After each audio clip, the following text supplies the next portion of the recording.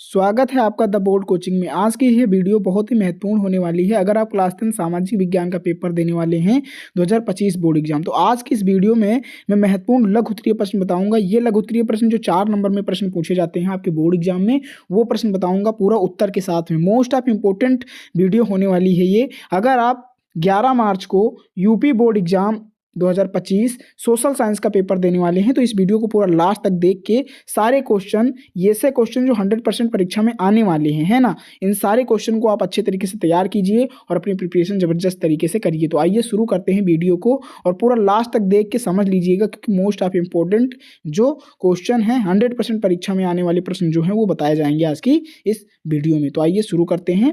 देखो सबसे पहला क्वेश्चन क्या है। सबसे पहला क्वेश्चन है फ्रांसीसी क्रांति का यूरोप पर क्या प्रभाव। ये 4 नंबर में क्वेश्चन बनेगा आपके डायरेक्ट बोर्ड एग्जाम में। ये मोस्ट ऑफ इंपोर्टेंट क्वेश्चन है जो कई बार प्रीवियस ईयर क्वेश्चन पेपर में देखने को मिला और कई बार परीक्षा में आया हुआ है ना। तो मोस्ट ऑफ इंपोर्टेंट क्वेश्चन है, देन इसको आप तैयार कीजिएगा, पेन कापी लेके नोट कर लीजिए। अगर आपको इसका पीडीएफ चाहिए देन कमेंट करिएगा, मैं पीडीएफ कहाँ मिलेगा ये बताऊंगा, है ना। तो आइए देखते हैं इसका आंसर क्या है। इसका आंसर आप कैसे लिखेंगे, फ्रांसीसी क्रांति ने यूरोप पर निम्न प्रभाव डाले, है ना, इस तरीके से लिखेंगे। तो पूरा उत्तर कैसे लिखेंगे आइए देखते हैं। सबसे पहले यूरोप में राजशाही और निरंकुशता के खिलाफ आवाज उठी। जब फ्रांसीसी क्रांति हुई तो यूरोप पे सबसे पहला प्रभाव ये हुआ कि राजशाही और निरंकुशता के खिलाफ आवाज उठी, तो ये पहला प्रभाव था। दूसरा प्रभाव, यूरोप में राष्ट्रवाद की लहर फैली, है ना। दूसरा जो प्रभाव था फ्रांसीसी क्रांति का वो था यूरोप में राष्ट्रवाद की लहर फैली। तीसरा जो था, यूरोप में वैधानिक शासन का विकास हुआ, है ना। वैधानिक शासन का जो विकास है वो हुआ फ्रांसीसी क्रांति के बाद, है ना। नेक्स्ट क्या है,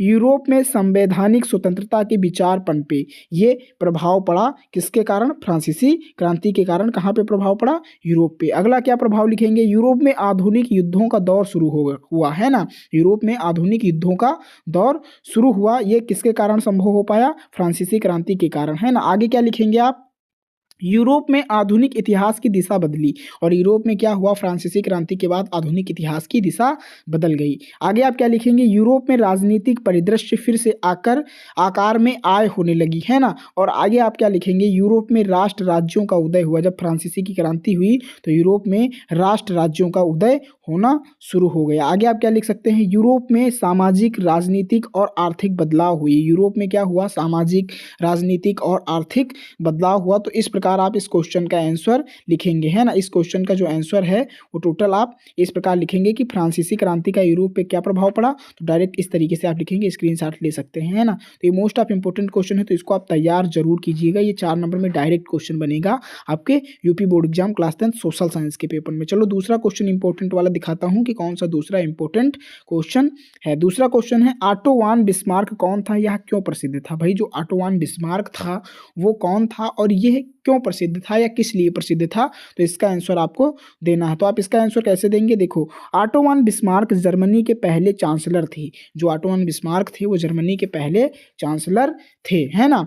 वे एक कुशल राजनयिक और जर्मनी के एकीकरण में अहम भूमिका निभाई थी। उन्होंने, ये जो ऑटो वन बिस्मार्क थे वो क्या थे बेटा, वो राजनयिक थे, है ना, राजनयिक थे और जर्मनी के एकीकरण में अहम भूमिका निभाई थी। उन्हें लौह चांसलर के नाम से भी जाना जाता है। किसको, ऑटो वन बिस्मार्क को किस नाम से भी जाना जाता है, लौह चांसलर के नाम से भी जाना जाता है। किसको, ऑटो वन बिस्मार्क को। तो इतना आपको पता हो गया कि ऑटो वन बिस्मार्क कौन था। ऑटो वन बिस्मार्क कौन था, ऑटो वन बिस्मार्क जर्मनी के पहले चांसलर थे और वे एक राजनयिक थे। और दूसरी बात, उन्होंने जर्मनी के एकीकरण में अहम भूमिका निभाई और उन्हें लौह चांसलर के नाम से भी जाना जाता है। तो इतनी संक्षिप्त जानकारी हो गई किसके बारे में, ऑटो वन बिस्मार्क के बारे में। अब यह क्यों प्रसिद्ध था, तो इसके लिए आप आंसर में क्या लिखेंगे, तो इसके योगदान लिख देंगे। इन योगदानों के कारण वो क्या था, प्रसिद्ध था, ऑटो वन बिस्मार्क के योगदान। तो उन्होंने जर्मनी की एकीकरण की बुनियाद रखी थी, है ना, इसलिए वो प्रसिद्ध थे। दूसरा, उन्होंने जर्मनी को यूरोप की प्रमुख शक्ति बनाया। जो ऑटो वन बिस्मार्क थे उन्होंने जर्मनी को यूरोप की प्रमुख शक्ति बनाया। आगे क्या लिखेंगे, उन्होंने शांतिपूर्ण नीतियां अपनाकर यूरोप में शांति बनाए रखी थी, है ना। ऑटो वन बिस्मार्क जो था उसने क्या किया, शांतिपूर्ण नीतियां अपनाकर यूरोप में शांति बनाए रखी थी। आगे आप क्या लिखेंगे, उन्होंने जर्मनी को एकजुट करने के बाद इसकी स्थिरता और शक्ति बनाए रखने के लिए कड़ी मेहनत की थी, है ना। और इसीलिए ये प्रसिद्ध था। ये सारी योगदान जो थे वो ऑटो वन बिस्मार्क थे और इन्हीं योगदान के कारण वो जो था ऑटो वन बिस्मार्क जो था वो प्रसिद्ध था। तो इस प्रकार ये 4 नंबर में क्वेश्चन डायरेक्ट बनेगा कि ऑटो वन बिस्मार्क कौन था और ये क्यों प्रसिद्ध था। मोस्ट ऑफ इम्पोर्टेंट अगर क्वेश्चन की बात की जाए तो यही है आज की इस वीडियो का, ऑटो वन बिस्मार्क कौन था और ये क्यों प्रसिद्ध था। कई बार परीक्षा में बना है, दिन आप इसको अच्छे तरीके से तैयार कर लीजिएगा। चलिए आगे के क्वेश्चन हम देखते हैं कि आगे अन्य जो क्वेश्चन है, तीसरा क्वेश्चन जो है वो कौन सा है। तीसरा क्वेश्चन है जर्मनी के एकीकरण की प्रक्रिया का वर्णन कीजिए। ये 4 नंबर में या 6 नंबर में क्वेश्चन बनता है डायरेक्ट। तो जर्मनी की एकीकरण की प्रक्रिया का वर्णन आपको करना है, तो आप कैसे करेंगे। जर्मनी के एकीकरण की प्रक्रिया का वर्णन इस प्रकार है। पहले उत्तर आप कैसे लिखेंगे, देखो जर्मनी के एकीकरण की प्रक्रिया का वर्णन इस प्रकार है और जो जर्मनी की एकीकरण की प्रक्रिया है उसको आप लिखेंगे। तो सबसे पहला आप क्या लिखेंगे, 1848 में फ्रैंकफर्ट में जर्मन राज्यों के एकीकरण के लिए एक राष्ट्रीय पार्लियामेंट बुलाई गई। एक राष्ट्रीय पार्लियामेंट बुलाई गई, लेकिन राजशाही और प्रुसिया के जमींदारों ने इस पहल को दबा दिया, है ना। 1848 में क्या हुआ, फ्रैंकफर्ट में, है ना, फ्रैंकफर्ट में जर्मन राज्यों के एकीकरण के लिए राष्ट्रीय पार्लियामेंट बुलाई गई, लेकिन जो राजशाही लोग थे, प्रुसिया के जो जमींदार थे, उसने इस पहल को क्या किया, दबा दिया। इसलिए जर्मनी की एकीकरण की प्रक्रिया जो है वो यहीं से शुरू होती है। फिर प्रसा के मंत्री ऑटो वन बिस्मार्क ने जर्मनी की एकीकरण के लिए आंदोलन का नेतृत्व किया। अभी ऑटो वन बिस्मार्क के बारे में आपने पढ़ा है, तो ऑटो वन बिस्मार्क ने प्रसा के मंत्री के जर्मनी के एकीकरण के लिए आंदोलन का जो नेतृत्व था वो शुरू कर दिया। आगे आप क्या लिखेंगे,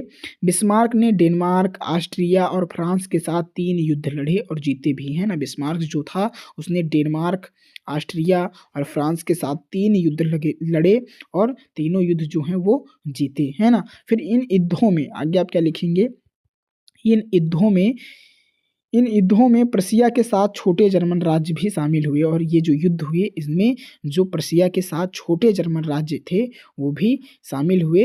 तो इस प्रकार आगे आप क्या लिखेंगे, सीडान के युद्ध के बाद दक्षिण जर्मनी के 4 राज्यों को जर्मन संघ में मिला दिया गया। ये पूरी क्या है, इटली की एकीकरण की। आप देख सकते हैं कौन से क्वेश्चन का आंसर आप पढ़ रहे हैं, जर्मनी के एकीकरण की बात की जा रही है ना।